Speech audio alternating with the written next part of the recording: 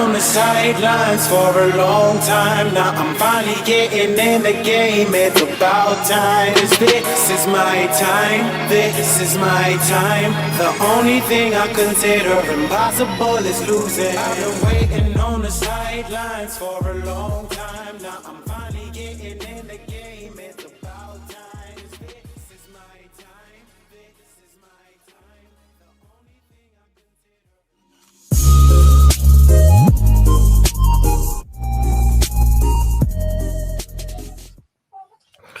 What's up, ladies and gentlemen?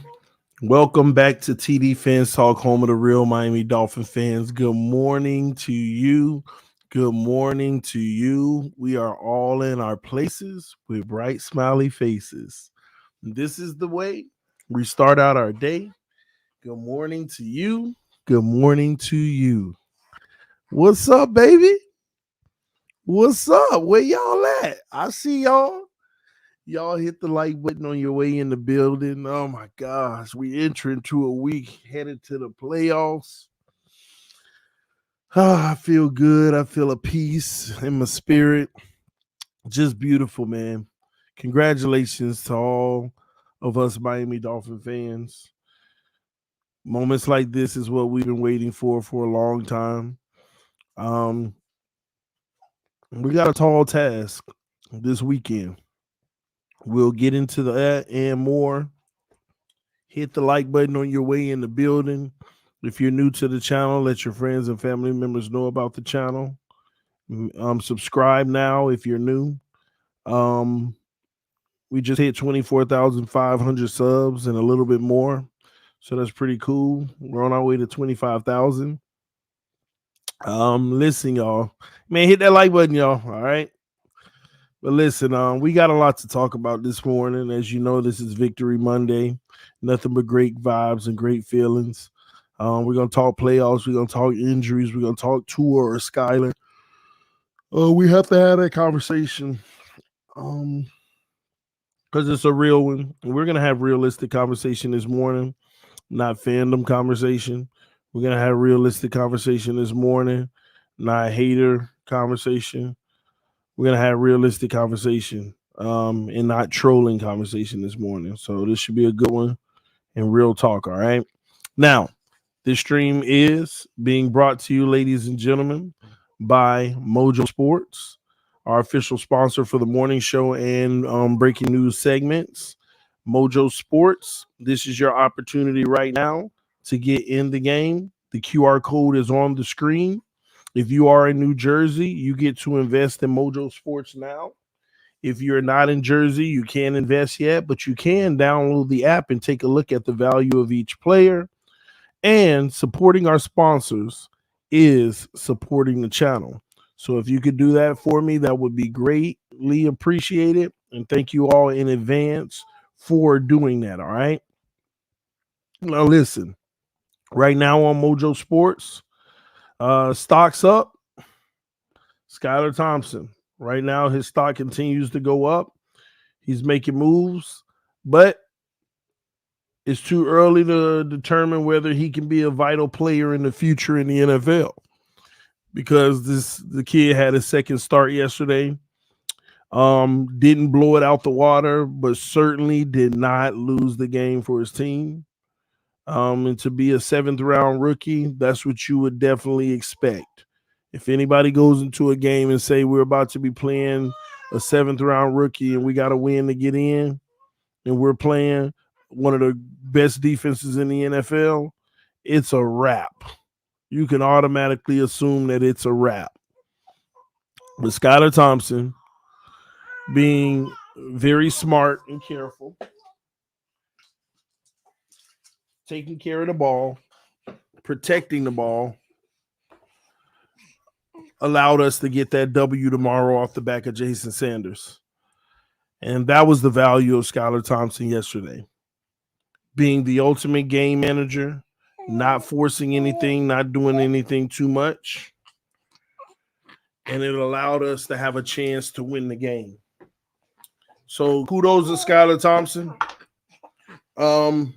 Now, with that being said, we got to go back to Uno. We got to go to Uno, whose stock has been falling, but that's in large part because he hasn't been playing. Now, don't get me wrong, he hasn't played his best when he was playing, but his stock has been falling. And I don't know if he can get back on track this year. And if it does, it's going to definitely take him playing, actually coming back and being good when he does play. What will we get? We have no idea, to be quite honest with you. This week is going to be a loaded week. Everybody's going to be sitting back waiting on any news. And we'll see if Tua stock can go up or remain down. But again, ladies and gentlemen, Mojo Sports, do me a favor. Supporting the channel is supporting our sponsors. So the QR code, one last time, is listed right there on the screen. Go ahead and put your camera phone to it, or you can use the link in the description of the video to download Mojo as well. All right. Now, with that being said, let's get into some of the information we need to talk about. Okay. I got baby girl with us this morning. I'm hanging out. Mommy went to the store. I said, I can manage her. I can manage. Right? We can manage, right? We'll see. All right. But listen, let's talk, okay? This is real talk. This ain't fandom. This ain't hate. This ain't all that other stuff, okay? This is real talk. We play the Buffalo Bills, and we're talking about a team who's favored to win the Super Bowl of this season. We're talking about a team who only lost, 3 games this year? Yeah, I believe it would have been 4 if they would have continued to play Cincinnati. That's just my opinion. But still, that's what you call a great team. Any team that loses less than 5 games in a season, you're a great team. You're a competitor. You're a contender for the Super Bowl. And we're going up against what many would consider a juggernaut in the Buffalo Bills. Not only are we going up against them, but they're a lot more healthier than they were earlier in the season. Now, you okay, mama? Now, listen. You okay? Oh, you're all right. Now, what does that mean for us? I got to keep it a buck with y'all. I know it's Victory Monday, but we're going to have some serious conversations this week because we in the playoffs and we want to figure out, do we have a chance? Do we have a way that we could possibly win? The reality is we are in trouble. We are definitely in trouble. The Miami Dolphins are in trouble this weekend. But that doesn't mean we can't figure out a way to win the game. It does not mean we can't figure out a way to win the game. If Tua clears protocols, the reality is between him and Skylar Thompson, Tua obviously is going to give us the best chance to win because he has more chemistry with this offense. He's more prepared with this offense, and this offense was built to suit him. So when we have weekends, there you go.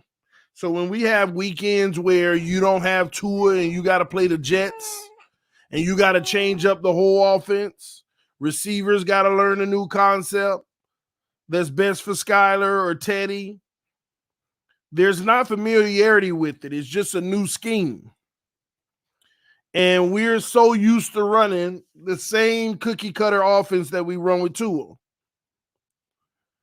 And at the end of the day, that would give us the best chance to win the game if we got a healthy version of Tua. Now, that in itself is tricky because we don't know what version of the healthy Tua that we would get. We have no idea what version of the healthy Tua we would get. And that's where it gets scary as well. It's almost like a crapshoot. David with the donation said Skylar threw balls away that Tua would have taken a sack on. Underestimated value. It's a lot of things like that I didn't even think about, but you are correct. That did stand out in that game. Thank you for giving me that one as well, because that is true. A lot of things we would have taken sacks on. He got rid of that ball and didn't put us in a long distance situation. The thing is, Skylar never really put us in a long down and distance situation because of his mistakes. But we'll get back to Skylar in a moment, but we're on tour right now. All right. We'll get back to that. But we don't know which version of Tua we're going to get. If Tua can't go, we will lose by 40. Speak for yourself. But yeah, we don't know what version of Tua we're going to get. We're going to watch some film at some point today of the last Buffalo game with Tua. We're going to watch some film of the last Buffalo game with Tua. Because everybody's under this assumption that Tua had a great game, a good game versus Buffalo last time. And I have to show you all the film again like we went over last time. Because this misconception, I just don't understand. It's ridiculous. In that game, Tua made 4 nice throws. I would say 2 of them were touchdowns and 2 other throws that were pretty nice. But outside of that, his ball placement was absolutely horrible the entire day. It was horrible the entire day. And all people want to look at are yards, touchdowns, no turnovers. But we didn't maximize what we needed to maximize versus Buffalo, and that's why we lost. We lost in the Buffalo game, in my opinion, because Tua did not have good ball placement.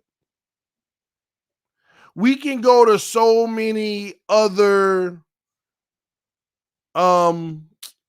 reasons like the defense this, the defense that. Ladies and gentlemen, when you play the Chiefs, when you play Buffalo, when you play Cincinnati, stop talking about defense, because nobody's defense is going to hold the other defense down.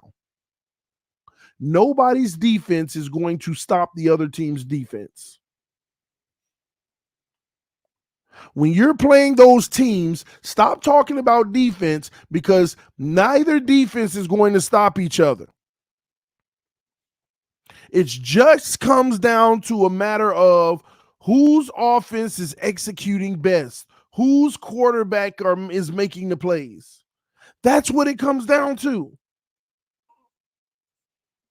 We are in the playoffs, and we got the Chiefs, Bengals, Buffalo, teams like that in front of us. We watched the playoffs the last few years. None of these teams have been able to stop each other. And it comes down to whose quarterback executes more consistently. It's that simple. We got to stop. Well, our defense couldn't stop them. We'll make sure their defense can't stop us. That's what these games come down to. That's what these games come down to. So when we lost to Buffalo last time, it was simply a matter of which offense made the most plays. And even though we've already broke down the game, it looks like we're going to have to do it again, because people are living in their delusion. Tua's ball placement in that game was a major reason why we lost, because we couldn't take advantage of every opportunity and maximize them. It wasn't no drops. We had 7 drops in that game, and I told y'all most of the drops was because of ball placement. And the very next day, PFF comes out and say only 2 of the 7 drops were on the wide receivers. You can disagree with that, but this was my assessment before they even came out with it. They said 2 of the 7 drops were on the receiver. Where do you think the other 5 come from? Bad ball placement.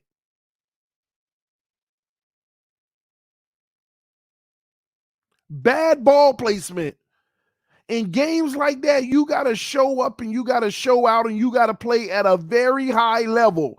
Not this, I thought he played good. Not that. So if we do get Tua back, you know what Tua we're going to need? You want to know what Tua we're going to need to beat Buffalo? We're going to need the Green Bay Packers Tua minus the 3 interceptions.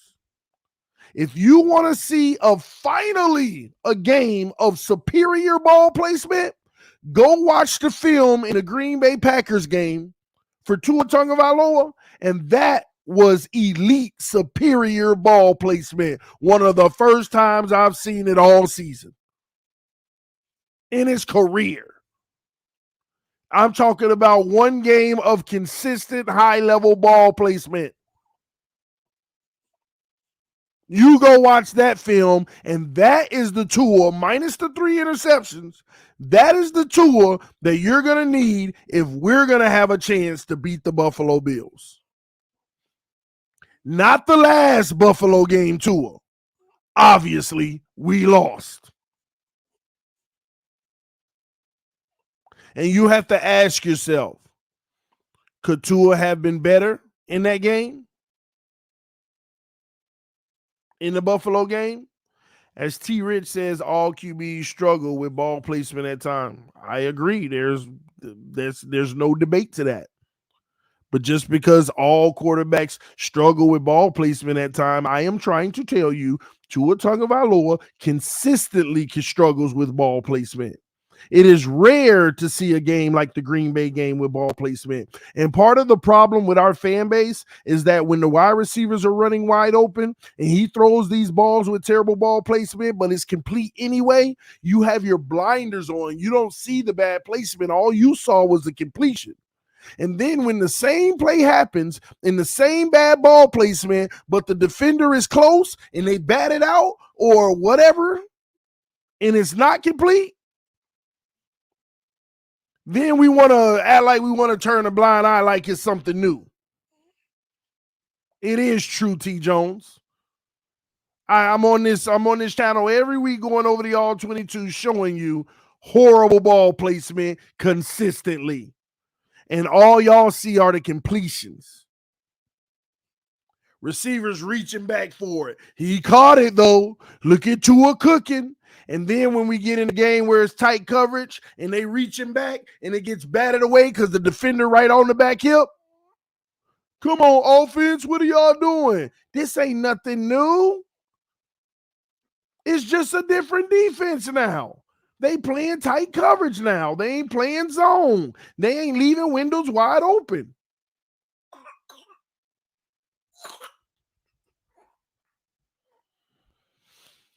No one's perfect for 18 weeks of a season, and I agree.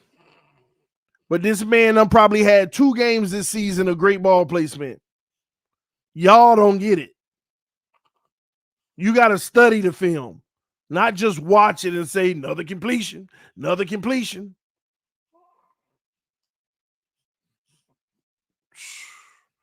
Did you see Gesicki catch yesterday? Horrible ball placement. I mean, there were tons of throws yesterday with horrible ball placement. Tons.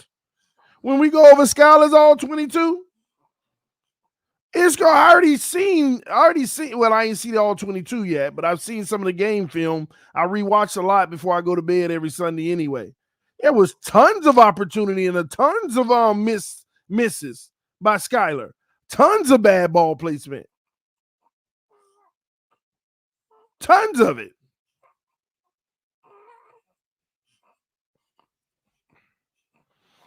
Exactly, but I don't remember seeing that from Tua because you're not looking for it with him.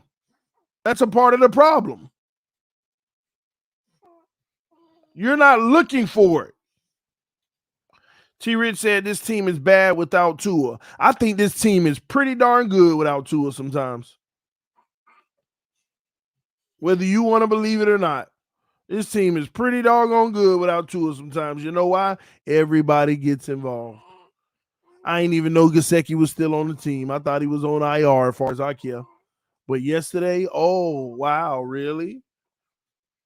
Really? Getting targeted and all? Everybody eating? It ain't. Listen, y'all need to understand something. It is a shame. Y'all think this is a good thing, but it's actually a shame that 60% of your offense is Tyreek and Waddle, period. Y'all don't understand. That is a shame. 65% of your offense is Tyreek and Waddle. I saw the stats yesterday.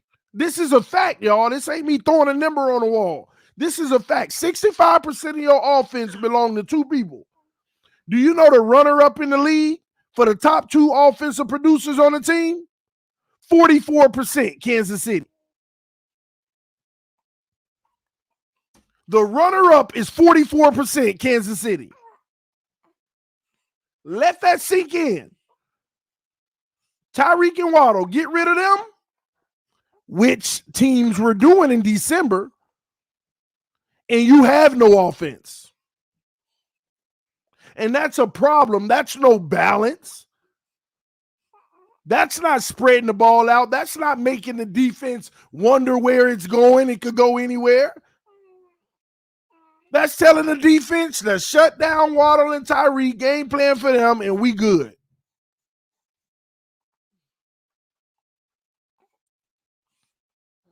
That simple.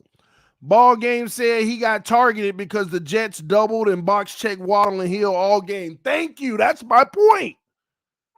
That's my point. Gesicki got targeted with Waddle. Gesicki got targeted with Skylar because they were all over Tyreek and on Waddle. But with somebody else, you could be all over Tyreek and Waddle, and we still throwing the ball to Tyreek and Waddle. That's the problem with this offense, and this is what I've been trying to tell y'all. I've been telling y'all that's been one of the main issues over the last month and a half. You eliminate Waddle and Tyreek, and this offense can't move because, honestly, Tua is stuck on that first read with Waddle and Tyreek. This is a fact. Go look at the last month and a half and go look at the film study. He is double coverage, triple coverage. The ball still flies. And I've been told y'all this is my big concern. We don't spread the ball out. See, Skylar not just one guy checking. Skylar's actually trying to go through his reads regardless of the O-line time. And as they're bracketing Tyreek and Waddle, he's finding the open guy. That's why the ball spread out yesterday.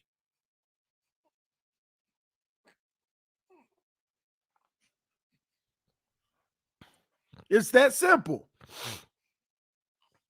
Ball game said Mike McDaniel got caught up trying to get Hill 2,000 yards. Rookie Coach Woes. I had that conversation too. I had that conversation around week 13.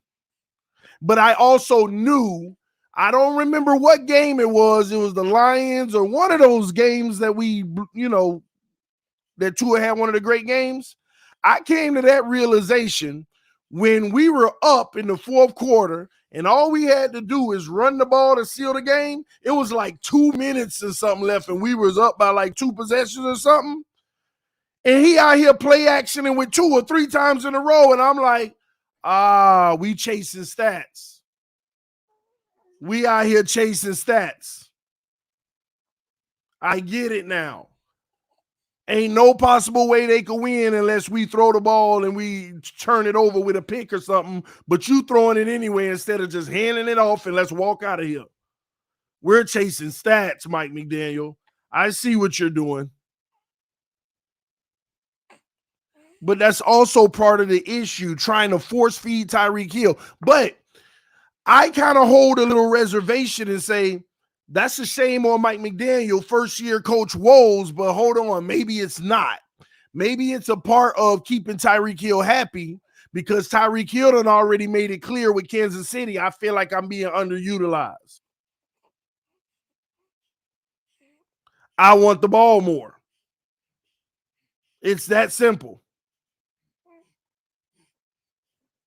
Tyreek wants the ball more. He came in here wanting the ball more. And I knew from day one, if we get the ball to Tyreek more than Kansas City did, it could actually hurt our team. And we won't recognize the bigger picture of it. We'll just be like, he catching it, we producing. Yeah, but the rest of these guys going cold. The rest of these guys out here running empty routes the whole game. And then when they number finally called and they make a mistake, they rusty.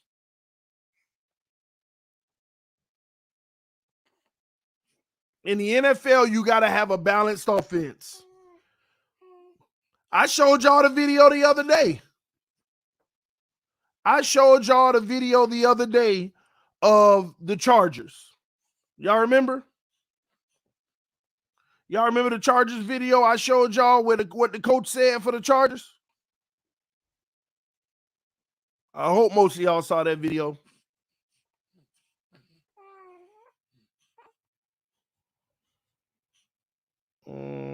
Maybe. Hold on. I just got to see if this is it. It really clicked for us to come together. Yeah, let me go to the safety was back there. The guys who communicate to everyone across the field, to bring people together, to make, I think people. Show y'all what the coach said. I think, and I never back down. I never. In this guy's face. And then he's rolling, right? So we're going to do early in the game, manage the pace of Tyreek Hill and Tyreek was going to motion. He goes in motion. Right, they knew what to do. On defense, we're really going to have to manage the pace of Tyreek Hill and 17 in their motion. Normally, what this little guy does is he goes, and then he's rolling, right? So what we're going to do early in the game is we're going to get in this guy's face, right? We're going to get in this guy's face and we're going to change the way that they play the game because this is one of their top plays. Throwing on first down, it's deflected and caught by. But I've been prepping myself all week for that matchup. They knew. They came in with a game plan. Do y'all not know that the Chargers had people in the secondary playing their first game ever?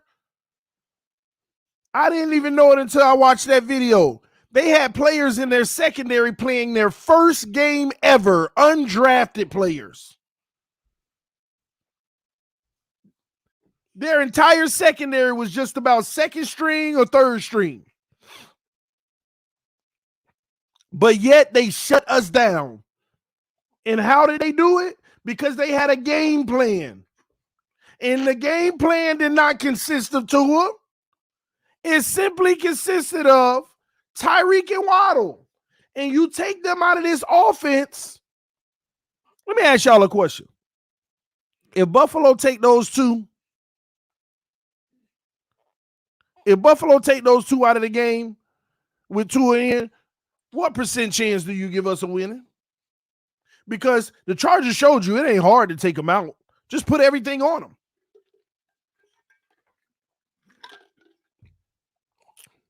Because the quarterback only looking for those two anyway. The quarterback is only looking for those two anyway. 65% of their offensive production goes to those two. Buffalo is going to scheme us and game plan us different than they did those first two games. They will get physical at the line of scrimmage. They will push them off of their points. They will bracket them, and they will make us beat them with Gesicki, Sherfield, and all of those guys. And part of the problem with this team is that if we are not looking for Gesicki, Sherfield, and those guys right away, then the pass rush gets there. If we're looking for Tyreek and Waddle and the scheme is against them, we're in trouble, and that's the problem with the offense.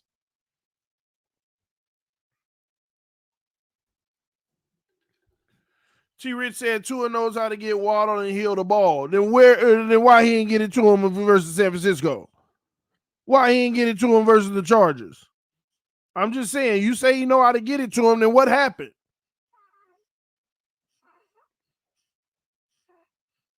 What happened?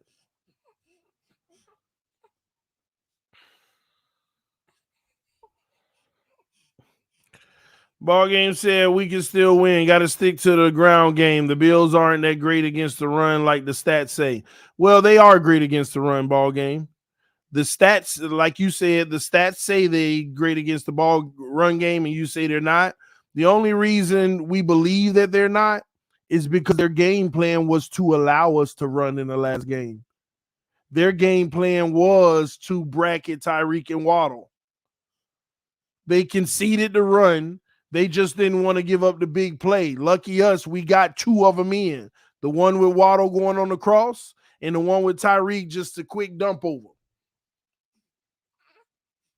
When you go back and you look at what they put in the box and post snap, when they bailed, they could care less about the run in that game. They knew that you could go ahead, creep down that field methodically all the time you want, but you're going to fight to get in that end zone when it's all said and done, and our offense is going to do more than that. That was their game plan. Offense, show up today. Let's go get it. Josh Allen be Josh Allen. And at the end of the day, they can run the ball all they want. Let's just not get killed all day in the air. And we'll do more than them on offense. That was their game plan. Let's just do more than them on offense. That was their game plan. And did they do more than us? Just more than us. But big reason why? Because we had a lot of wasted plays trying to force the ball to guys that wasn't even open in the first read in Tyreek and Waddle. And the crazy thing is, people think that we still productive with them regardless, right? Yeah, when you try to force feed somebody all day, you could fail 5 times and the 6th time, oh, we got it. Yeah, finally. That's what that Buffalo game was. That's what it felt like. Constant failure and yay, we finally got the big one. But they had constant success. Constant success.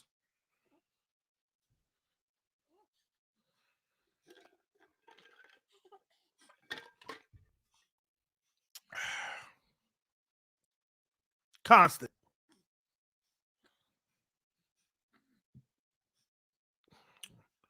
Give me 1 second. Let me pick this up. Give me a second, y'all. I gotta.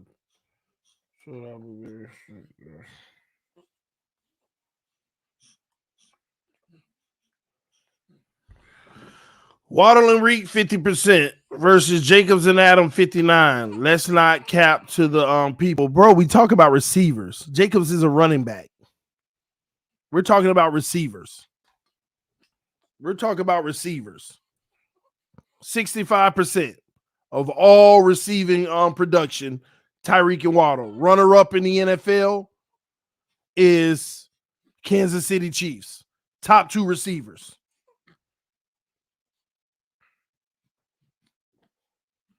Kansas City spread that ball out. Same way they did with Tyreek. That's why they haven't missed the beat. And a matter of fact, shockingly, Mahomes actually breaking a lot of his own records this year.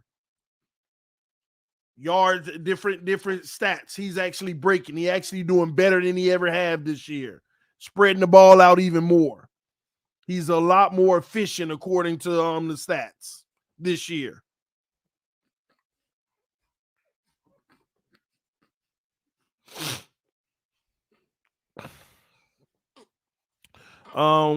We put up 40 yesterday. I don't know what he's talking about. You get the ball to your best players.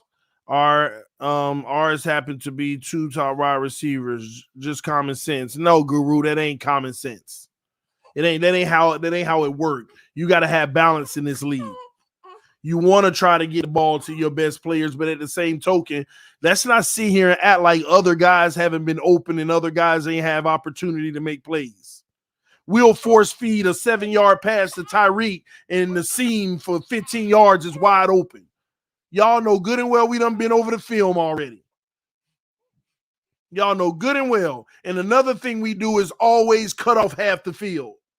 Hike the ball, look left, trying to force feed somebody over there wide open. Why? Because we're not going through progressions. We don't even have progressions. We just hike the ball and we cutting off whatever happened over there. That's their business. I'm trying to get into Tyreek Water real quick. And I'm not saying that's Tua's fault. That's the way McDaniel created the offense to make it easy for him. It's that simple. Said TD, play the video of McDaniel in the locker room. Which video are you talking about? Oh, yesterday? Oh, I didn't even shift that over. I actually clipped that video.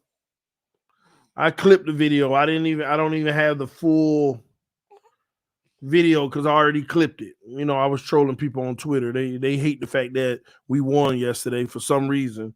A lot of them Dolphin fans don't like the fact we won yesterday. Matter of fact, they like that we won yesterday, but they don't like the fact that Skylar was the quarterback when we did it. Whether he was good or not. They don't like the fact that Skylar was the quarterback when we won. So they showing themselves on Twitter. Big time. Doggone shame. But this is it. Online. Skylar. Rookie.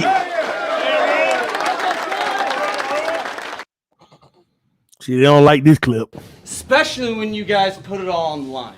Skylar. People don't understand why Mike McDaniel shouted out Skylar in the locker room and said rookie. People don't understand why he shouted out Skylar in the locker room and said rookie. Skylar Thompson. And everybody, yeah, rookie. The reason why is because you were supposed to lose that game with the 7th round rookie. Skylar wasn't special. We all know he wasn't special. But he didn't lose the game. He didn't lose the game.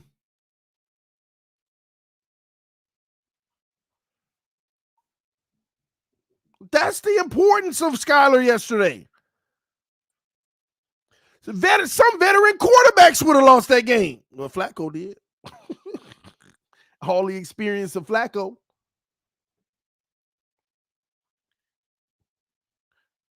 And truth be told, their defense was better than ours yesterday. If truth be told, we just wouldn't let them get in the end zone. And they missed the kick too. If I'm not mistaken. Their defense was better than ours yesterday. X was out there getting toasted every chance he got. Not until the last drive of the fourth quarter did we start making plays, but at that point, it was over. They only had a few seconds. That ain't no lie. Their defense was better than ours yesterday. That's not a lie. Flacco, hey, man, go look at our third down conversion stops. Flacco kept a 3rd and 8, first down. 3rd and 13, first down. 3rd and 6, first. Like, God, dog.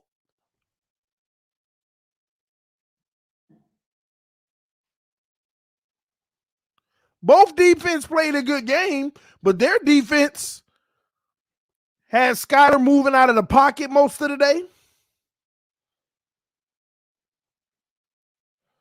That's why Mike McDaniel gave him a shout out, because guess what? What people need to appreciate about Skylar yesterday, all it took was one interception and we lose, and nobody cares about this team. We in the offseason talking about we need a new quarterback already. Today, we be talking about who the next quarterback we should go after.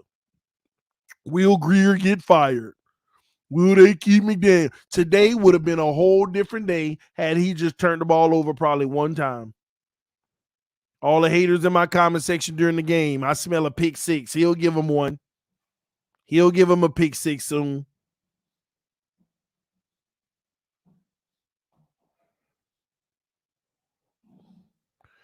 Hill dropped a nice pass from Skylar near the end zone, which would have led to a TD. That ball could have been better. Actually, it was great coverage. Hill didn't have no separation. And so, Skylar just put it up, gave him a chance to make a play. Wasn't nothing special, but you would hope. But Hill did get his hands on it, so you hope that he would come down with it, but he didn't. Wasn't nothing special from Skylar, but he did give him a chance. He put it up. Because remember, even on that play, I was shocked he put it up because he was under pressure and he was running away from the pressure and he just flung it up. I was like, oh, Lord.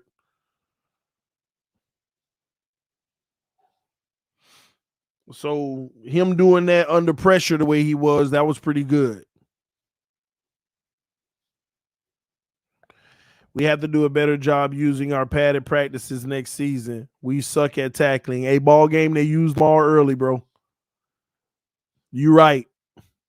They used them all early in the season. They didn't save none. Ball game, I don't even think they got any now. I don't even think they eligible now. I don't know the postseason rules, but and they ain't gonna want to get banged up anymore right now anyway. But yeah, they do need to use them better. But they used them all early. They used them all early, bro. You saw them in training camp. We were shocked. They were having, more days than usual. Usually you get half of the days that they did in training camp.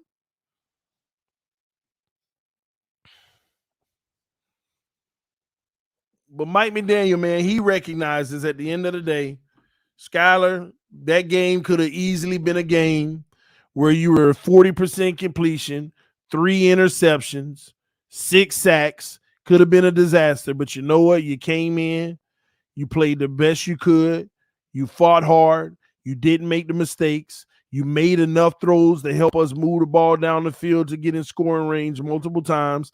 And you know what the biggest thing is? Did you see him trying to force anything?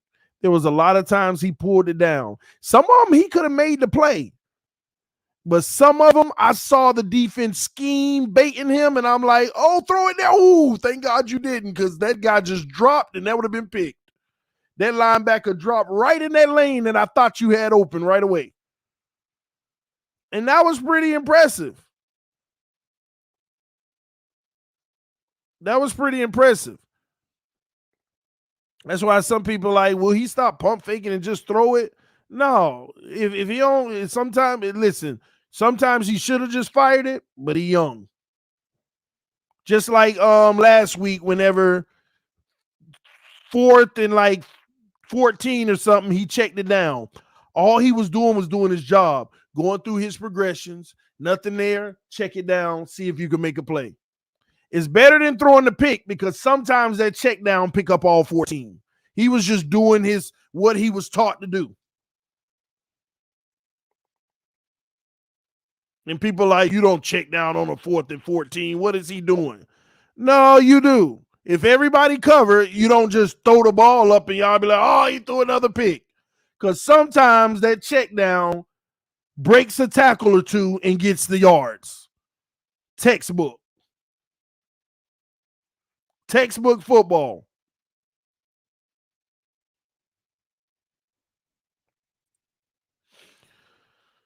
But this week is a big week. We all going to be sitting around waiting on the news. How is Tua doing? Is there any indication he's going to clear the protocol? Blah, blah, blah, blah, blah. Blah, blah, blah, blah.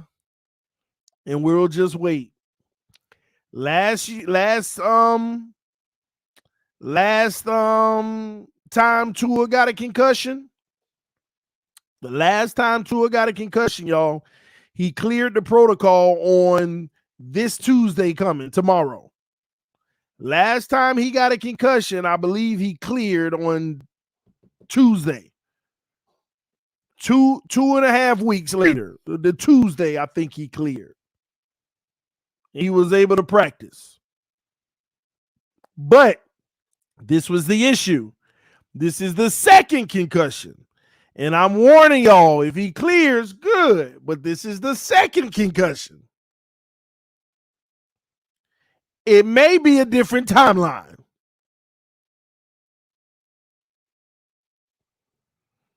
The sense that I get, and this is just my sense, which could be totally wrong. When you talk about senses and speculation, which you guessing. I'm guessing. Based off of everything happening, what I'm guessing, Tua's still in the first phase of the 5 steps. Because if I'm not mistaken, step 3 is you're able to go out there on the field, but you can't practice, but you can do light work, throwing back and forth. Throwing back and forth with your teammates. Not your teammates, but the tight ends on the side, the scout team. Y'all remember that last time? Step 3 was light football activity. He ain't there yet. There ain't been no reports because he hadn't even been allowed to be with the team. He ain't even allowed to go to all the meetings yet. They tell you all you need to know.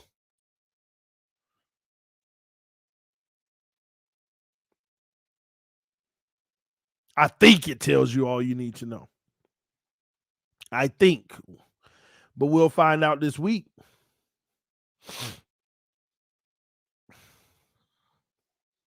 I'm grateful that we're playing on Sunday instead of Saturday. More time, even though it's 1 o'clock, but I'm grateful for that. But we'll see, man. We shall see. I think that this is the more speculation from me. They might have just shut him down for the season and just not saying it. When Mike McDaniel says yesterday in the presser, I'm not thinking about him playing a game this year, and I ain't thinking about a game next year with Tua.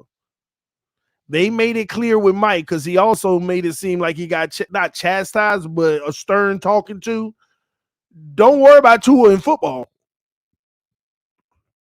Don't even be concerned. Don't even come to us asking. We'll come to you. We don't want you to. And I think the reason why is I think somebody's mad because Tua was trying to get back real fast last time, and he got back. And the way that Mike McDaniel sound, man, I don't want no part of it this time. I don't want no part of it this time. And I believe they told him, man, don't worry about him in football. We'll come talk to you. And obviously they haven't talked to him yet about a potential return, which means he ain't even in stage 2 yet. Because stage 3 is get out there with your team, but don't practice with them. Just sit on the side. Just like Teddy. You seen Teddy, even though he was limited, Teddy saw throwing passes on the side. He wasn't in the protocol, but that was the amount of work that they allowed Tua last time when he was in stage 3. And when Tua was in stage 3, if I'm not mistaken, he was in stage 3 for like 2 days. It was like a Thursday and a Friday. And then Saturday, they said he was good. He was in the next stage. He was good to practice.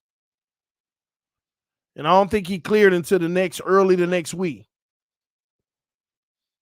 Skylar headset wasn't working. Yeah, I heard about that.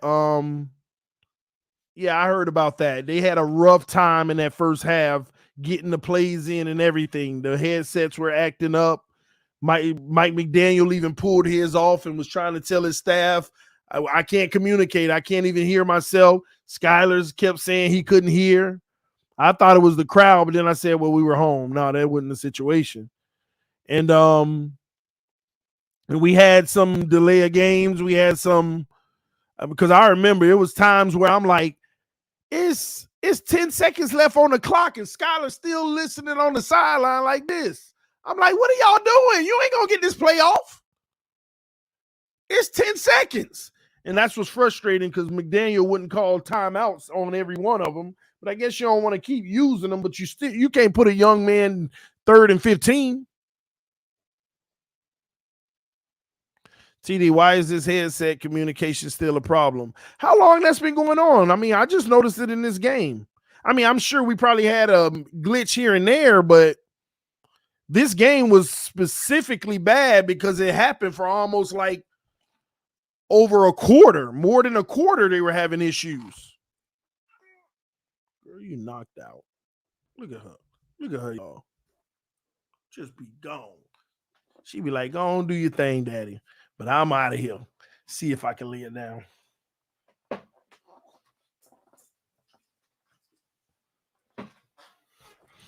We'll see if she wake up. But anyway, all I'm saying was, I remember at one point, Skylar was just trying to communicate plays and try to call his own plays. That's something that was happening too. There was a point where he was actually calling his own plays a little bit, which was interesting. Hopefully the writers do their job. I want to hear more about what was happening in that situation. Thank you so much, baby. What's this? Good coffee? Delicious. Thank you, baby. Yep, love you. Good old coffee. He did okay in the 2 minutes. Yeah. And we did a good job running the ball in that situation too.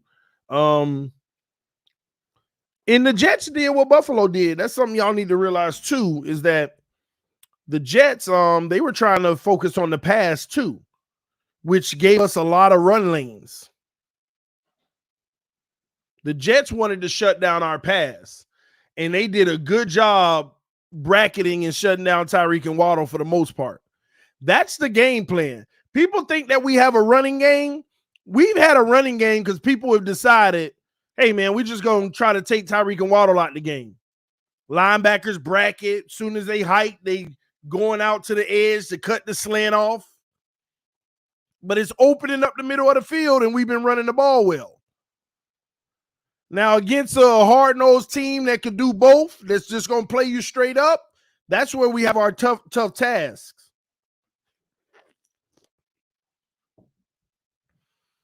And people also need to understand that Skylar yesterday had to deal with a Jets defense that was bracketing the top two receivers, who Mike McDaniel wanted him to get the ball to as well. Good thing for him, he came off of those reads and made other reads. That was a big part for Skylar yesterday too. They were taking Tyreek and Waddle out of the game for the most part. Skylar missed some opportunities with him though, but they were taking him out for the most part. Last time we saw that specific design was the Chargers. And we saw how that went. If you're not going to hit your other receivers, it gets bad. But Skylar was at least still hitting his other receivers.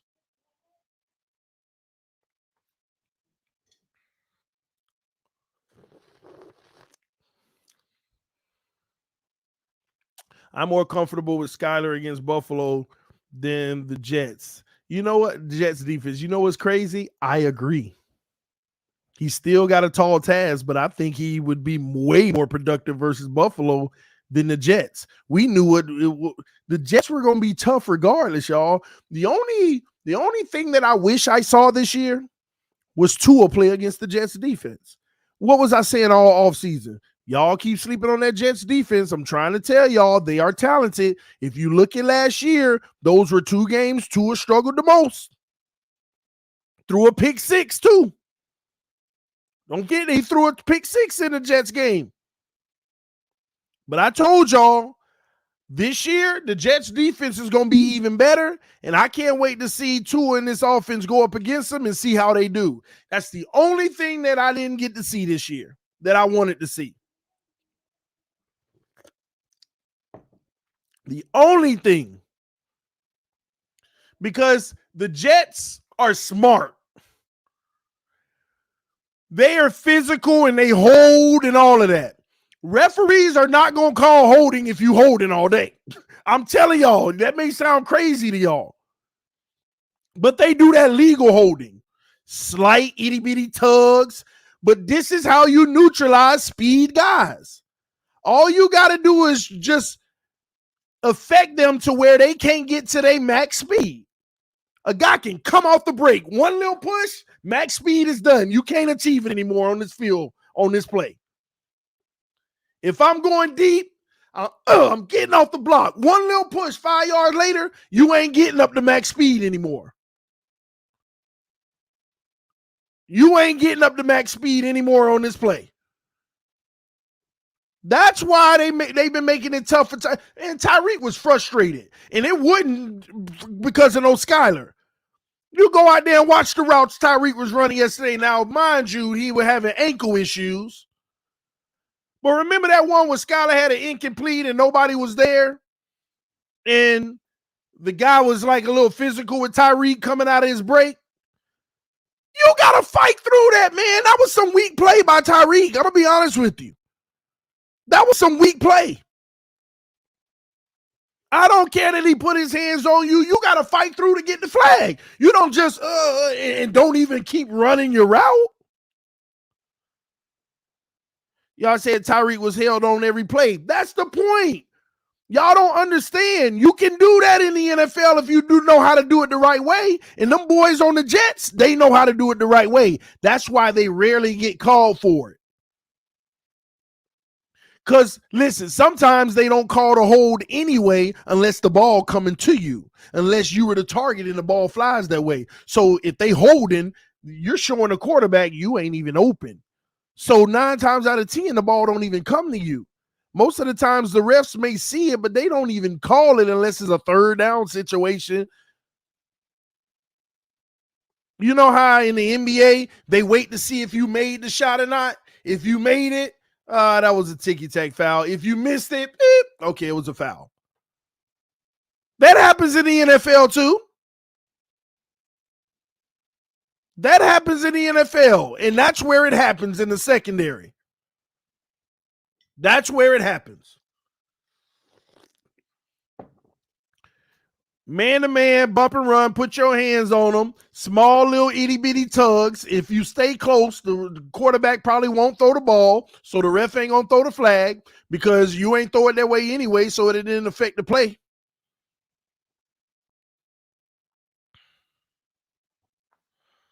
And let's be honest, every corner in this NFL holds.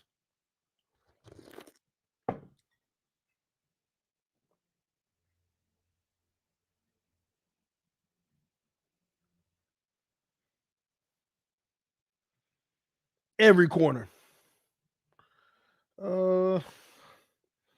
Why is he sending me that?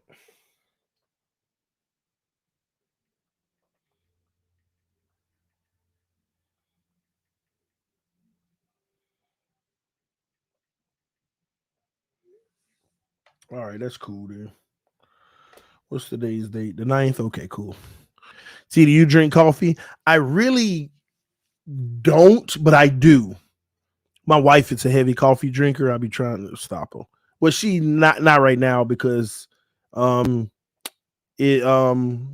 shows up in her milk for the baby, that caffeine, so she hasn't. But sometimes she'll have one every 2 weeks or something right now. But for the most part, she's a coffee addict though. Whenever she's not nursing. So yeah, but I'm not a coffee drinker.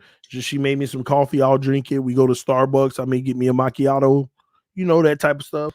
But I ain't no every morning coffee drink, man. I go months without coffee. But if it's there and we go in there, okay, give me this, give me that, But yeah, man. Anywho, this Skylar's opportunity to take Tua's job away, right, TD? Man, listen, I don't look at Skylar as the guy to take Tua's job right now. Things will have to really go favorable in that direction. But this is what it is, okay? The reality is this. Skylar Thompson is a talent. Raw talent. Got a lot of developing still to do. They like him. They believe in him. Do they feel like, oh, he's going to be our future franchise quarterback? No, they don't until he is. And that don't mean that'll ever happen. Right now, Tua, I believe, is the guy, and they're trying to make it work. It's just a lot of things going against him. If it's not a regular injury, now they got to deal with concussion situations. It's kind of frustrating if you put yourself in the organization's shoes. And I told you, we having real talk today, all right? not hate, not glorifying, just real talk. If you put yourself in the organization's shoes, Tua's made some improvement this year. That collapse later in the season is so unfortunate. But at the same token, when you get a glimpse of somebody playing at a high level, it makes you automatically feel like, man, maybe we got something here. Because I've been told y'all over and over and over, the thing about Tua is he's not a scrub. He actually can play the position. And there's times where he can play it well, but a lot of those times it's in a good situation. A lot of those times is because it ain't just him. It's what's around him. Give him an average receiving core. Some people are still winning games with an average receiving core. I mean, and let me give you an example of what I'm talking about. You know, look at Herbert this year with all the receivers being injured. They still figuring out ways to win games. The biggest one is why Baltimore getting 9-10 wins every year, and any given week I can't remember who their receivers are. You know? Any given week I can't remember who their receivers are, but they could still win games. You know, Tyreek, I mean, Mahomes gets rid of, there's no Tyreek. Yeah, you still got Travis Kelce, but most teams got at least one good guy. But it doesn't matter. You get the rest of them guys, you make it work. Hardman and all of them.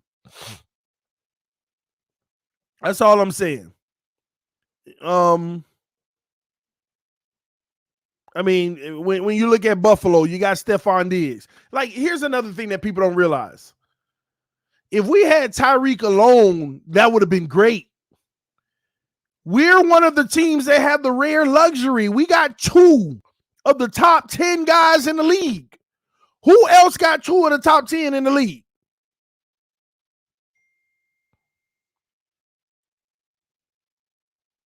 Tell me, who else got 2 of the top 10 in the league, y'all? Who? We had Waddle last year, but that wasn't good enough. Who else got 2 of the top 10 in the league? And if you name 1, 2, you're not going to even get to 3. You maybe one other team. I'm not thinking which one right now. But if you're lucky, you get to 3 teams in the league. There's 32 teams in the league. That means 29 don't.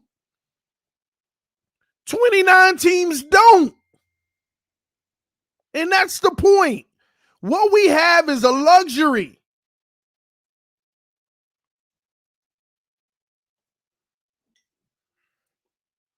It wasn't a need. It was a luxury.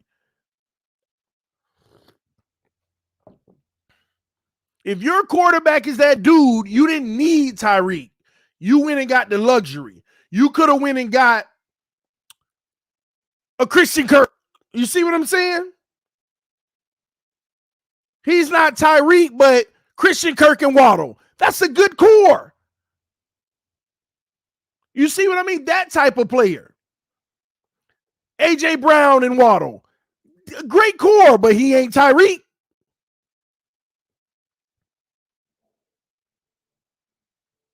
But Tua needs a Tyreek and Waddle. And this is the point. He needs a Tyreek and Waddle. He would have not have been doing this if it was A.J. Brown and Waddle. He would have put some numbers up, but we wouldn't have been having this production. And that's the point. You need the best of the best for Tua, which shows you who's really carrying his team. The best of the best.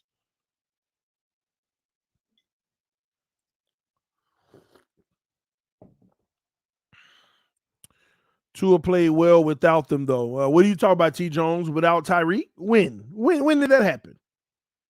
When did that happen? Do not talk about those freshman or sophomore year to me about Tua. I'm not going back to year 1 and 2. And I'm not arguing with anybody about no year 1 and 2 Tua. I ain't got time for it. Nope. Let's talk about this year. He playing better. That's all that matters. I ain't going back. I ain't arguing with nobody about no year 1 and 2.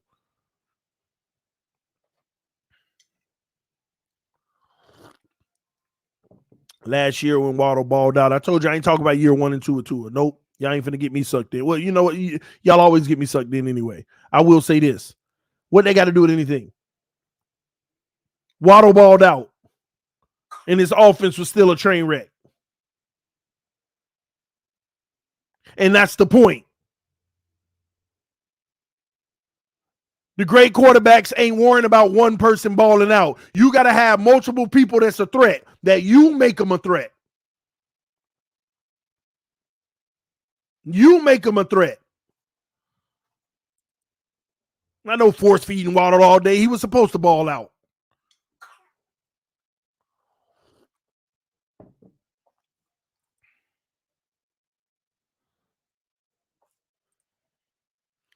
Tyreek Hill had a best team career year. It's a team sport. We ain't going back over that. I just talked to y'all about that. That's my issue with the whole Tyreek thing. Great receiver, but I wish that we had a system where we threw him the ball in the flow of the system. Tyreek is probably our first read on 80% of the passing plays. He probably our first read on 80% of the passing plays. That's not creating an offense where, you know, an equal opportunity employer. The one thing I'll tell you about Andy Reid's system, I don't care who's in it, the ball is not specific to one person. Maybe on an occasional third down, we want to target Travis Kelce here or whatever it may be. But the ball and the totality of the offense is not geared to try to get the ball to a specific person. It is geared for Mahomes to go through his reads, which I even believe he had Mahomes, the greatest reader. I think his improvisation allows him to do a lot more, but that's neither here nor there. But yeah, have a balanced offense where you're finding the open guy. See, this is the difference. Instead of looking for a guy, I want the quarterback who's looking at the defense and determining they're giving me that guy. What are they doing? They're giving me this guy. What are they doing? They're giving me that. What are they doing? They're giving me this. What are they doing? Oh, okay. That's what I want. I want the quarterback, when they hike the ball, they look at the defense, because pre-snap they were in cover 2, and I want my quarterback going back to pass to say, are they going into Tampa? Are they going in the quarter? Are they? That's what I want. I want the quick processor. When you hike the ball, he backing up. Oh, they going into Tampa. I got the seam. Oh, they going into this. I got the flat. Oh, they sending a safety blitz. I got the deep crosser. That's what I want. That's processing. What is the defense in? I know my playbook. The play that I called. If the defense is in cover 2, they're giving me this. If they go to Tampa, I got to go to this. If they roll the coverage and do this, I know that I got to check it down. If the safety comes downhill to take the crosser, then I know that I'm going to take the one-on-one. That's what I want in my quarterback. I don't want, I think y'all in this hike. Oh, no. No.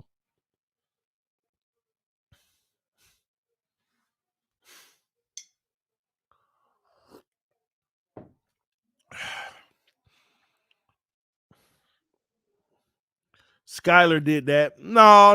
Skylar struggled in that, but he was. That's the thing about Skylar yesterday. Skylar struggled doing what I just told y'all, but he was trying. You see, that's how you get better at it, by trying it. Not just hike my first read. This is what I'm supposed to do. Quick hitter, RPO.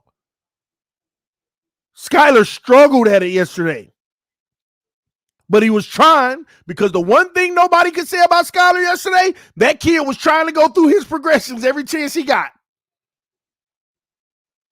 There was a few times he blinked slow. He should have hurried up and got it there, but I made a decision too late. All right, anybody? One thing nobody could say, he was trying his best to go through actual progressions.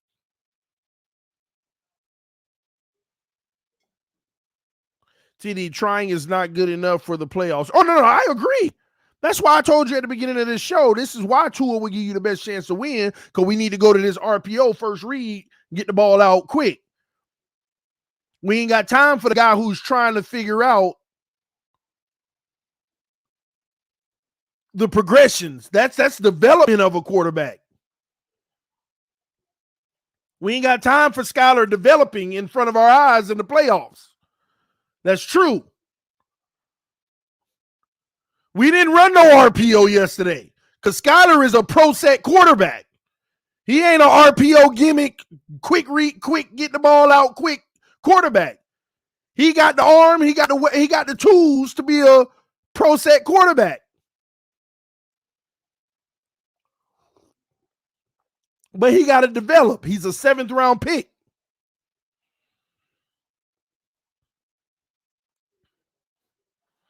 Seventh round pick. We don't have time for that. That's for him to have another training camp and and that's another thing. Skylar ain't getting all season, barely got reps with the ones. This is second time getting a full week of reps with the ones. The Minnesota game, he came out sharp in that game, but he got hurt. This game, he had a whole week prepared with the ones, and guess what? He going against a top secondary and a top defense. And more than anything, y'all worried about that secondary. The Jets' pass rush was really getting up and at him yesterday, but he did a good job avoiding a lot of it and getting rid of that ball. A rookie will love to force things sometimes. Skylar got rid of it every time, almost every single time.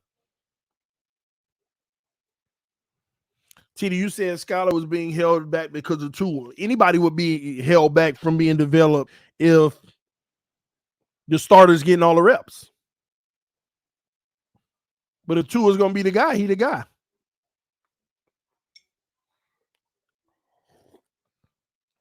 I thought this was the no excuse channel. There ain't no excuse.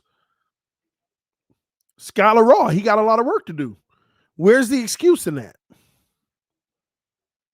Some of y'all don't want to hear. See, some of y'all don't want to hear fair, even criticism. Skylar missed a lot of opportunities yesterday. He raw, young, and actually exceeded expectations yesterday. That's the whole point. A rookie going into that game, how many of y'all same Dolphin fans was like, bro, chill, man. It's over, man. We going to lose. Skylar playing, bro, if you've seen Skylar on the field all year, it is what it is. We're going to lose. This is what you said. Skylar's going to look like a train wreck. He's going to turn the ball over. He's going to turn the ball over. This is what y'all said. So he exceeded expectations. Where's the excuses? Compare Purdy to Skylar. Hard to compare. Believe it or not, I haven't watched Purdy other than our game. I haven't watched Purdy. I just look, hey, he won another game. Oh, stats. He was solid. Ain't a single game Purdy had where he went off, but he been solid every game. Solid every game.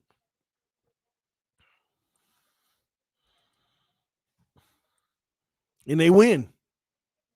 And a lot of y'all, they're going to move on they're going to keep Brock Purdy, and he's going to be the guy of the future. That's what a lot of people out here saying. Purdy's going to be the guy of the future. I don't know. We'll see. He's played some solid football. He ain't had a single game over 300 yards either. Just been efficient. It's that simple.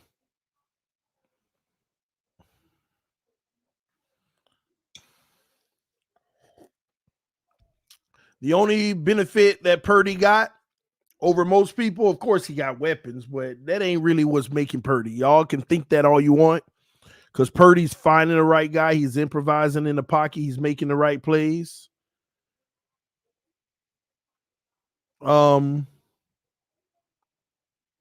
He's making the right plays. But I will say this. The biggest thing for the 49ers that separate them from everybody else. And when I say everybody, I do mean everybody. There's one unit that separates them from everybody else. That's that O-line. Don't estimate what any quarterback will do if they have an O-line like San Francisco.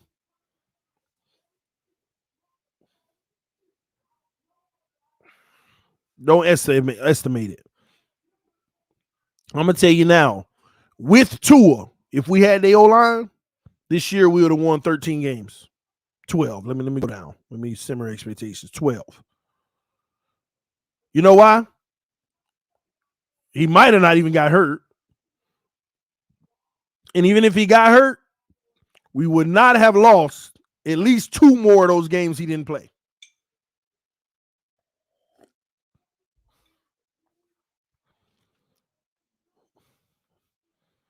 Because we would have been able to run the ball all season.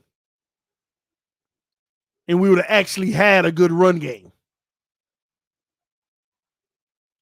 that will take the pressure off of any quarterback. Just like yesterday, there wasn't much pressure on Skylar in terms of go win the game, because the running game was very complimentary. Run, Skylar, quick pass. Nice pass, 7 yards, 12 yards, 6 yards. Keep it in distance. Now, what I don't like, let me say this, y'all. Skylar was a victim of this yesterday, and I've seen Tua fall a victim to this too. I've seen a lot of quarterbacks, Josh Allen does too. A lot of quarterbacks fall a victim to this, and this is something that I don't like. You try to find the right balance between throwing the ball and running the ball, right? And here's what gets frustrating. You always have those drives where you run on first down, you get 1 yard. But then you run it again on second down and you get no gain. I hate when quarterbacks have 3rd and 9 and you just give them one shot. The ball could get batted down. The ball could get tipped. You just a bad throw. The receiver falls. Whatever it may be, I just always hate the one opportunity and potential out. I hate that. And a lot of these quarterbacks in the league are rhythm quarterbacks. Let me tell y'all something that a lot of people ignore. Do you know when Tua sometimes has his worst games? When we actually run the ball well. It's like, why is that? That's when he's supposed to be better. I argue with somebody one time. They were like, imagine if we had a run game, he'd be even better. I said, well, the first 2 years, that's contradictory, because under Flores, every time we finally had a good run game, he had his worst game. And same thing this year. Anytime we finally ran the ball well, he had his worst game. Any game where we actually finally, we're doing solid running the ball, we need to keep running the ball, he had his worst game. And people get mad at the coach and say, why didn't he keep running the ball? Because our strength have always been passing. But the run game on a rhythm quarterback actually hurts the quarterback sometimes. And I'm telling you, a lot of these quarterbacks now are rhythm guys. And Tua is a rhythm. I actually like rhythm quarterbacks, by the way. Tua is a rhythm quarterback. That's why his completion percentage was real solid in most of those games with Flores. 70%, 80%. Y'all remember? This is actually Tua's lowest completion percentage year. One thing we've always prided ourselves on with Tua is his completion percentage. This year, 64 point something. Whoa, big drop.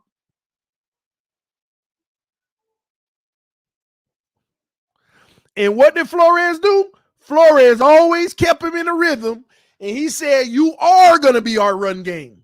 Hike, quick slip to the tight end. Hike, slant. Tua was always, when you get him in a rhythm But McDaniel knows that. That's why he also threw the ball early in the season a lot with Tua. Keep him in rhythm. If he can get cooking, he cooking. He cooking. He cooking. Now Tyreek now making him cook even more because they open. He cooking. Soon as you introduce that run game and y'all keep asking for more balance, if we ran the ball, we'd be better. Every time we run that ball well, his worst games. You know why? Because you give Tua the ball 2 to 3 times, he's going to get a first down. You give it to him one time on a 3rd and 9, I'm sorry. Yeah, he going to get some, but I'm sorry, them numbers drop. Them numbers drop. Anybody who knows football would say, you're wrong. That's against what's normal. It is against it. But everybody ain't the Russell Wilson, handoff, 3rd down, play action. Everybody ain't that type of quarterback.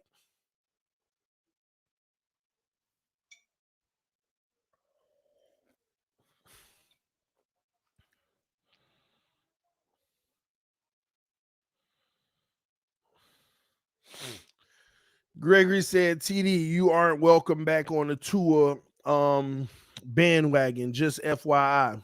Well, Gregory, let me let you in on a little secret.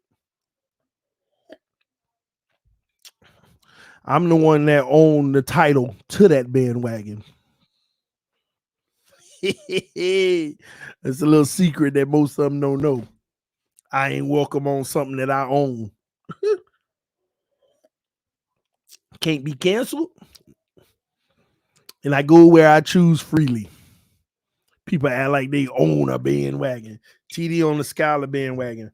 I ain't on the Skylar bandwagon. Let me tell y'all something. Let me tell y'all something about yesterday. What happened with Skylar Thompson was beautiful for me. Let me tell you why. Because I just like calling out the hypocrisy. Boy, I had so many people in their feelings yesterday. Like, come on, real Dolphin fans, right? Why would you be up in arms about Skylar yesterday? See, they told me all year, we won, TD. Why isn't a win never good enough for you, right? You always got to find something. Why isn't a win good enough for you? Just praise the Tua. He won. You got to point out the things in the game. He won. I'm good with you keep having that stance. I got my stance. You got your stance. I am good with you feeling like we won, so stop talking about anything negative. I'm fine with you having that belief and stance. But be consistent. We won yesterday with Skylar Thompson, and y'all same people that always get on me want to come out here and try to point out all his flaws and do all of that. Now, I don't mind you pointing out his flaws if you did that every week with Tua.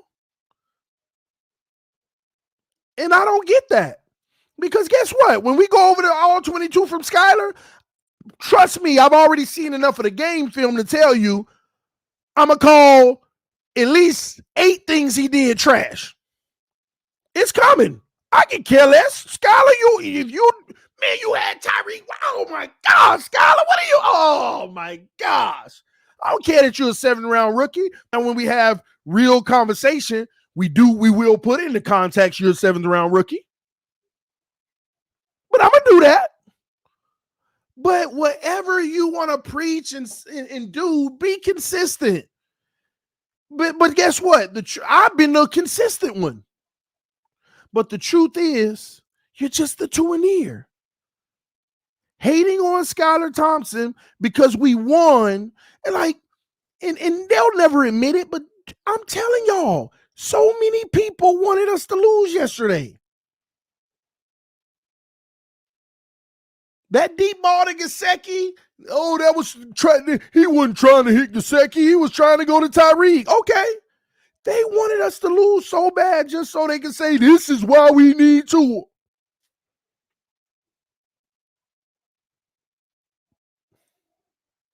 This is why we need Tua.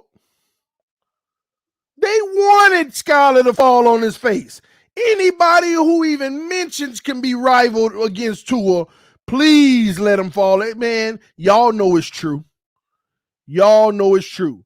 Boy, people came out to work yesterday to defend and fight what Skylar did.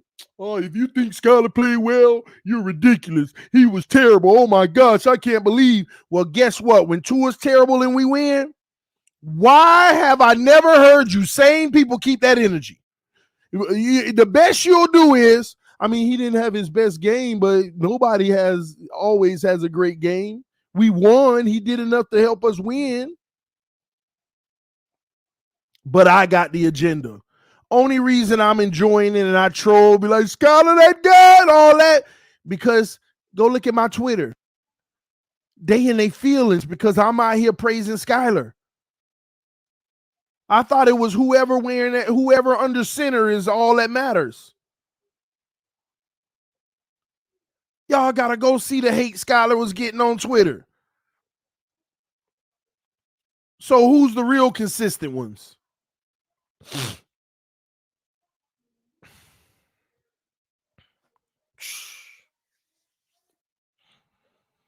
People deep inside TD knows we need Tua to win. He just doing this for attention. Believe that. Well, I said at the beginning of this stream, yeah, in the playoffs, we're going to need Tua, not Skylar. He's still developing. He got some ways to go. I believe in I believe in Skylar long-term development. But he ain't there yet. But let me ask you a question. Was he supposed to be there already? Rookie, 7th round pick? Was he supposed to be there already? Skylar's developing. He got to get to a certain point. Is he supposed to be at that point already?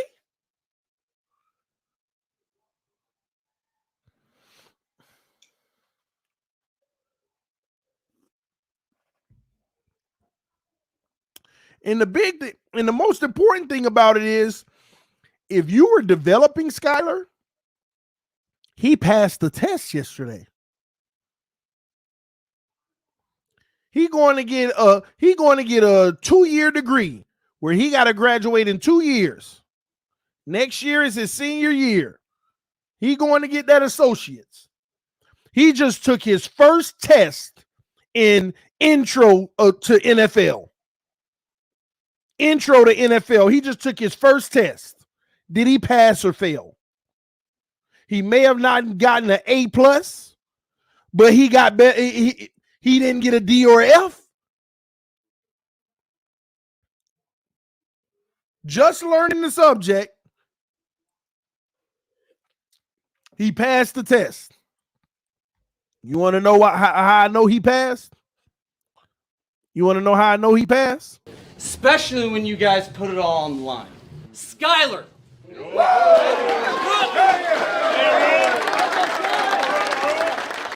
Especially passed. Hold on. For the people in the back, did Skylar pass the test? when you guys put it all on the line. Skylar.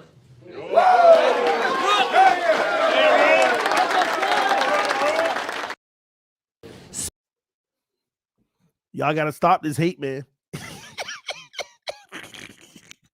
And listen, real talk, real TD, and forget Skylar. He better tighten up. He better get better. But he passed the test yesterday.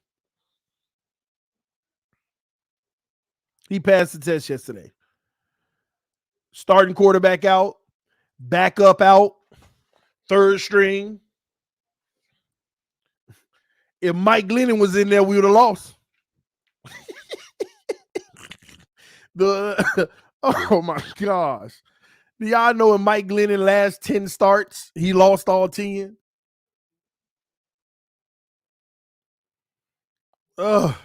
Somebody say it one more time, TD. All right. Especially when you guys put it all on the line. Skylar. I just want y'all to see after he say his name, how he yells, rookie. Y'all look at the emphasis. There's a reason for that. Especially when you guys put it all on the line. Skylar. Look how he say it. He said it like, dang, as a rookie. Man, Mike McDaniel felt that. He know there wasn't no expectation for no 7th round rookie. But you know what? They looking at it like, man, we like what you did. Let's go look at some film and make you even better. They feel like the drafting him was worth it now. Let's keep developing this kid. Even if that is just to become a good backup. Because we need somebody that if they do move on with Tua and we do get the best version of Tua and Tua do become a franchise quarterback, we going to need somebody who can win games when he out. And Skylar made the first step to that, and he going to be cheap. Especially when you guys put it all on the line. Skylar.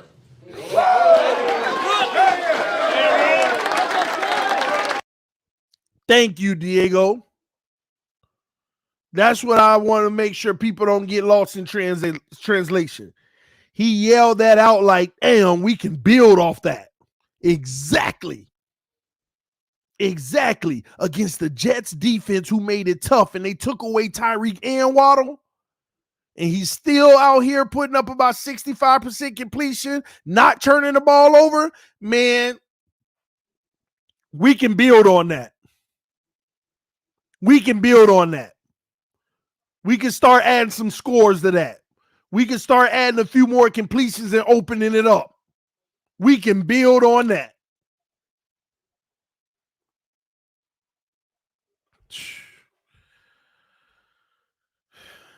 And he will be crazy cheap. You're right. It's crazy that we're at a crossroad of will Tua play. Let me tell you why it's important for the organization wondering if Tua is going to play. Let me tell you why. Because let me give y'all all the ramifications here. Let's first and foremost go off of if he doesn't play. Let's say he doesn't play, right? Tua doesn't play, right? They got to go into the offseason and make a hell of a decision. Do we pick up a 5th-year option on a guy who didn't prove he's the franchise quarterback yet? There's still questions and has major injury concerns, even worse now. Now we're talking about brain and head injuries. Do we pick? It's okay if we go ahead and give him a 4th season to see, but do we pick up the 5th-year option? That is a massive decision, and nothing has warranted them saying, yeah, we do. That's the problem. What we gonna say, yeah, we need to pick up the 5th-year option because of 3 games? That's why they would definitely want to see him in this playoff game versus Buffalo, because the playoff game versus Buffalo will either give them an easy out or justification to do it. They don't have justification to do it right now. If he don't play this game, they do not have justification to pick up the 5th-year option. That's just reckless. Real talk, y'all. It's just reckless.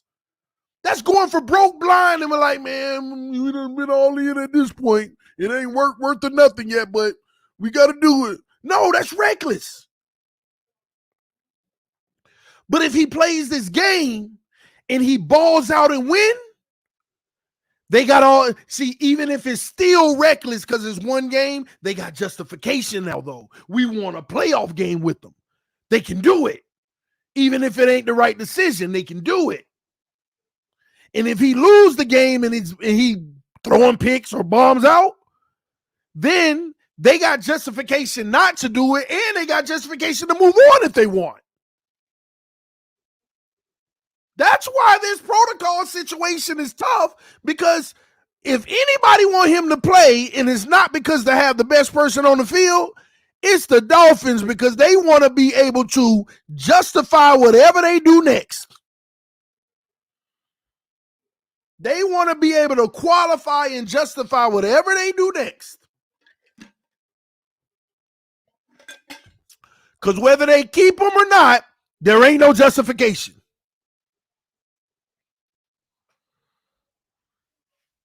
Either way, move on or keep him. It ain't strong enough justification. Tough situation for an organization to be in.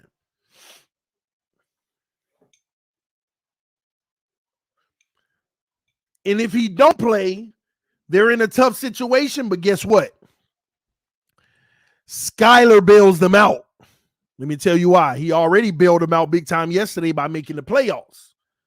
But if he go play Buffalo, we can lose, but at least if he don't turn the ball over or he makes some plays and looks promising, like say you remember I told y'all Tua didn't have a good game versus Buffalo last time.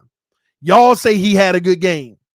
What if Skylar goes and loses and play what y'all call a good game, which I say still ain't good, but y'all say a good. Say Skylar loses but plays like Tua did against him. Because Tua ain't do nothing special. He saw two wide open guys and hit them, and that's our two big scores. So say Skylar actually looks good, but we lose. He going to save him a second time. He already saved the season. Now he going to save him because he'll give them the justification to not pick up Tua's fifth-year option, but continue with Tua for a fourth year with the notion we're also developing Skylar just in case. Teddy's gone. Tua's the starter next year. Skylar's the official backup. Y'all know I want a franchise quarterback so we don't waste his talent. But if we don't go get another guy, y'all ain't gonna, some of y'all gonna be mad about this, but I ain't really that opposed to that. I'm not opposed to Tua's fourth year and Skylar being developed behind him just in case. But let me show y'all something. Let me show y'all something I'm going to put on the screen in a second. I'm pulling it up, so y'all be patient with me. Let me show y'all something that is an issue for this team next year, by the way.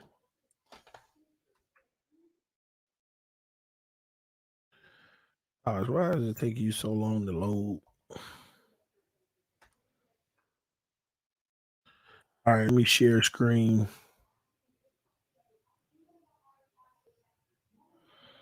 Let me show y'all. All right, present. Screen share. Window. Let me show y'all something real quick.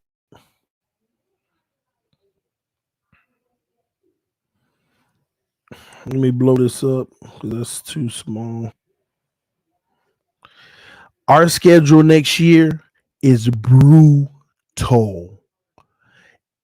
I guarantee you we'll have a top 5 difficult schedule.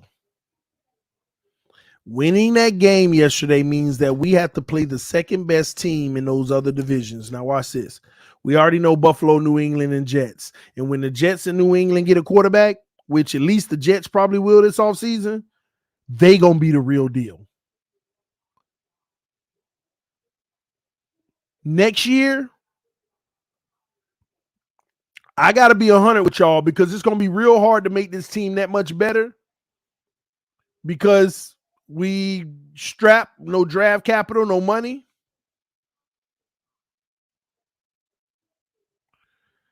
But I'm going to tell y'all now, the way we played this year with Tua, this schedule, we may only win 7 games. This schedule, we might only win 7 games.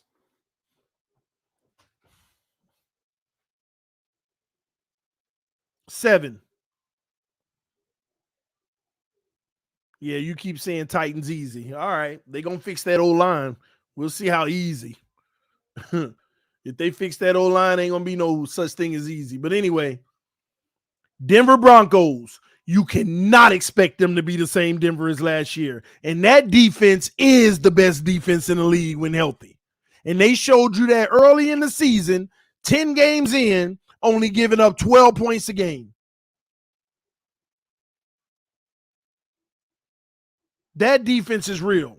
Raiders, now that should be hopefully an easy win. Unless we get the Raiders version of Tua. Y'all remember that. Fitz had to bail us out in Mac Hollins. Dallas, we ain't beating Dallas.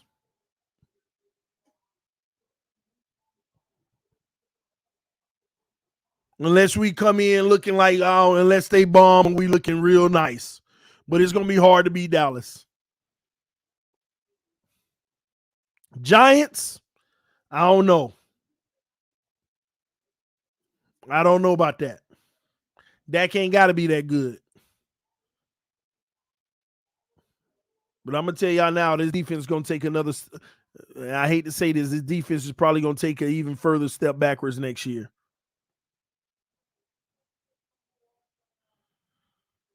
We'll see. Tennessee, at least we home this time. I don't know what that team going to look like. Carolina Panthers, I don't know. But guess what? Raiders, Tennessee, Panthers. Let's say we get those three. The away games. We on the road to the Chiefs? Not likely. On the road to the Chargers? That's unfair. 2 times in a row is unfair, but it's unlikely. Philly ain't happening. Philly got do y'all know that Philly is loaded and they got a top 10 pick next year in the draft? Philly is loaded and have a top 10 pick next year in the draft. It's crazy. And that ain't happening. Washington, they gonna get better. That whole division is pretty good. But I don't know what to expect. Let's give us Washington. That's 4 wins. Baltimore away, depend on their quarterback situation. And it's still gonna be a hard win. Still gonna be tough to win. You might look up and a guy like Derek Carr end up in Baltimore. That actually would be pretty. That might be better for them to like establish a normal offense instead of just the running threat offense. But I ain't giving us Baltimore. But I see 4 wins, at least as of now, that we can win. Then we go in our division. Buffalo twice. I don't know about that. Screw it. Let's just say we split our whole division. That's 7 wins. Usually it's so easy to go through a schedule and be like, I see 11 wins. But I'm sorry.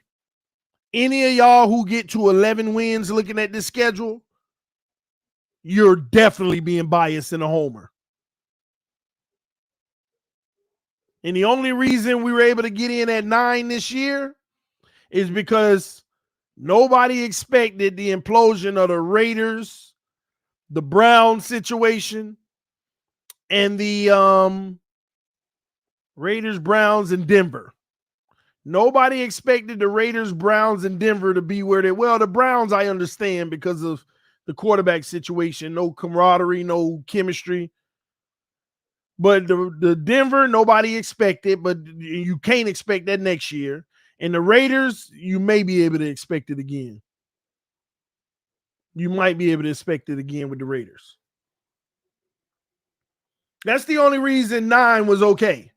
Because if those teams were competitive like they should have, you wouldn't get in if you ain't get to 11 this year. Unless you're in a weak division like the AFC South. Depends on our quarterback, TD. Well, Kevin Lee, this is what I told y'all yesterday.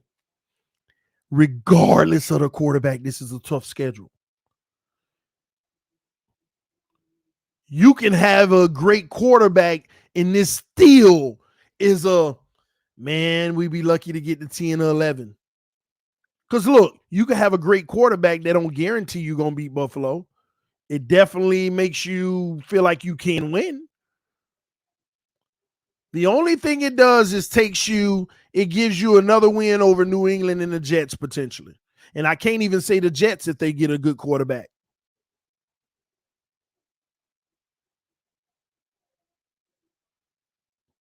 You can't say it's going to put you over the top of Kansas City, the Chargers, the Philadelphia Eagles, the Dallas Cowboys or Denver next year. You can't say that having the quarterback is automatically going to put you over them, but it does have you competing in all of those games. So that's the good thing.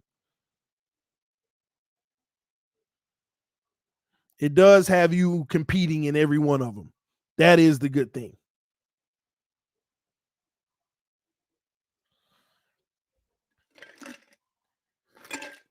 Should we trade for Tannehill? Heck no.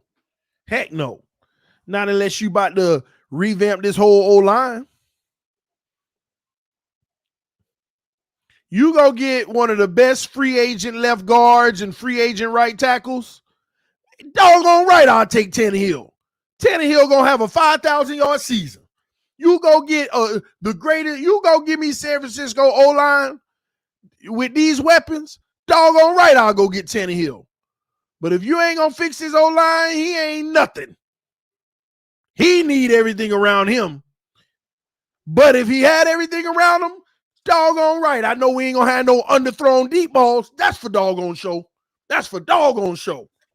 Everything gonna be deep. You ain't gonna have to worry about any underthrown deep balls. And he could take a hit. But if you ain't going to get the best O-line in football, then what I need Tannehill for? What I need Tannehill for? Absolutely not. Tannehill need everything around him. You were correct and about Xavier and TD. Should have traded him 1 or 2 years ago. It's all good, man. People hate me, man. People don't listen to the logic. It ain't like I was hating on the man. I was making perfect, good, logical sense about Xavier Howard. Trade him now. Look at the life expectancy on the field for a cornerback of elite play or next level play. Look at, man, he done already, he going it. Man, we finna rebuild. You finna take the last years of his prime away right now. Why are you paying a guy so much money just to know that you're going to be rebuilding and lose? To make a fan base happy you got a Pro Bowler on the roster? It's ridiculous.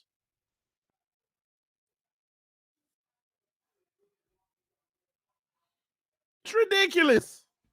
Where them 10 picks get you? Watching the playoffs on Wild Card Weekend from your couch? Go get that first round. Let me tell you something. If we would have had a first-round pick for Xavier Howard next year, if we would have traded him in the offseason and got a first-round pick, right? First of all, this defense wouldn't have did no worse. Matter of fact, some could argue it would have did better because, Lord Jesus, that man, they'll get beat every week. He done had maybe 1.5 or 2 good games this year. And I don't remember him. I'm just giving them to him because I know he probably did at least have 1 or 2. But all I'm saying is if we would have had that first round pick, guess who we would have never traded for? Guess who the Dolphins would have never traded for if we had Xavier Howard's first round pick for X next year? Guess who we would have never gotten? And we would have saved ourselves from a bad contract for a guy who wasn't worth it. I don't care who I hear yelling that he worth it. He ain't worth it. It's one man we would have never traded for, and that's Bradley Chubb.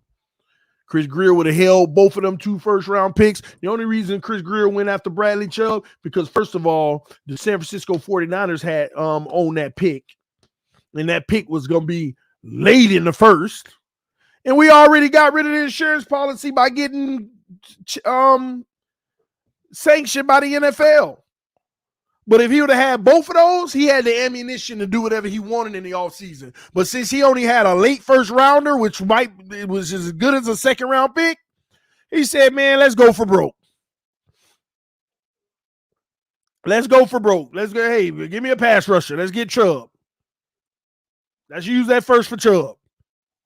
But if he had that second first round pick, he would have never got rid of that. He would have never got rid of that Chubb pick. Chubb would not be on this roster. And truth be told, I don't care what you think, we wouldn't have been missing anything without Chubb. If Chubb wasn't here, we wouldn't have been no better, no worse as a defense. I don't care what nobody say. Chubb is not impacting the game. He ain't. I don't care. He ain't making it easier for nobody else either. Everybody that's eating now been eating all season. Run game been good. His pass rush is inferior right now. His run defense is solid. But I'm sorry. I don't care. But to be fair to Chubb, I never cared about what he did in the regular season. When you make a move like that, he got to show up in the playoffs. So the slate is clean for him. He show up in the playoffs, make some plays, get some sacks, then okay, now this is what you brought him in for. I said when we traded him, I don't care what he do in the regular season. If we make the playoffs, that's what it matters. What does he do in the playoffs? That's what matters. So we'll see. Time shall tell. Love you, TD. Just showing support. Skylar stood tall in the pocket, extended plays, and knows how to throw the ball away. Tua rests till 2023, 2024. Yeah, we're going to find out. Time will tell. Time will tell. Anyway, we're coming up on 2 hours for the morning show. I'm going to come back to y'all at some point. We're going to do some film study. Buffalo Bills, the first game. We're going to look at some film, what they did to us, what they like to do on defense. And we'll break that down. All right. See, look at my membership. Oh, did I miss something? My bad, bro. Give me a second.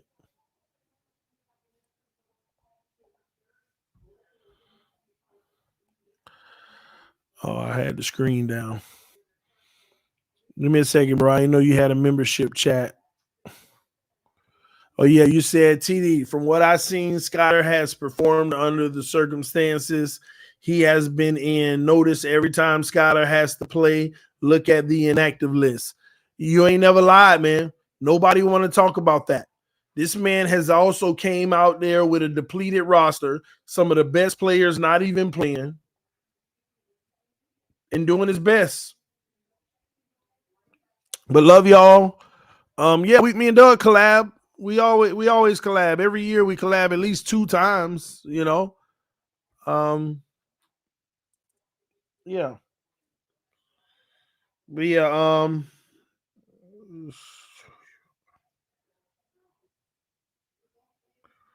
39-minute mark. Watch what they're okay, hold on. We might have some information I wanna see real quick. All right. Give me one moment. 439. Hold on, y'all. TD is strong to a hater.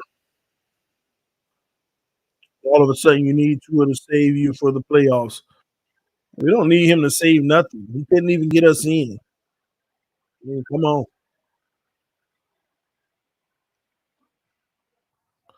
Y'all give me a second. I'm checking something out.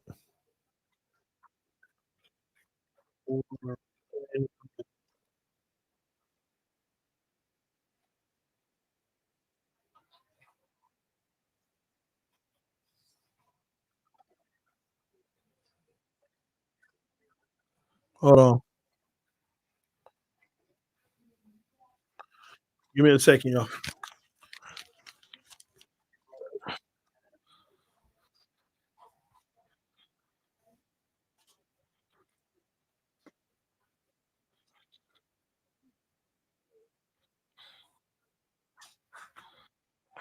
Y'all give me a second. Somebody just sent me something that y'all may want to hear. Oh, y'all, come on, hurry up.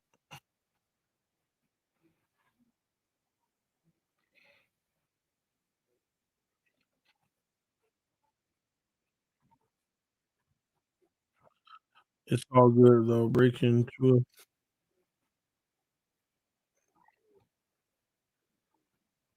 Oh my god. Hurry up.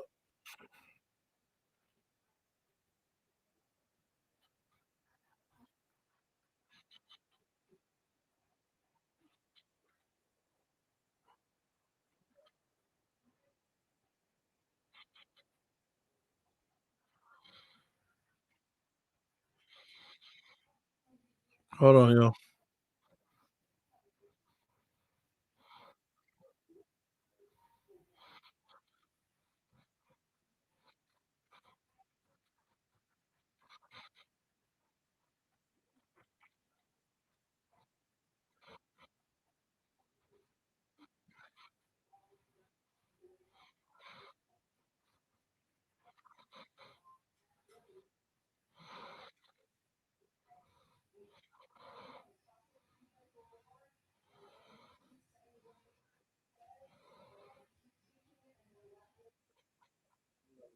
Hold on.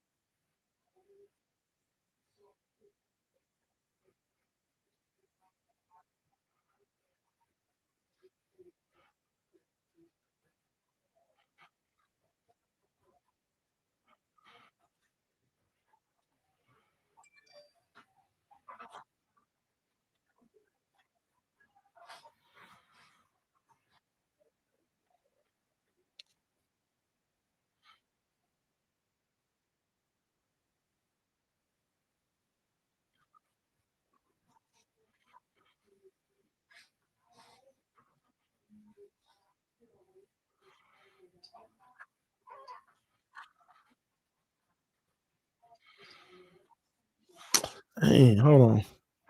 I'm a hold on. I need to verify some stuff. Um,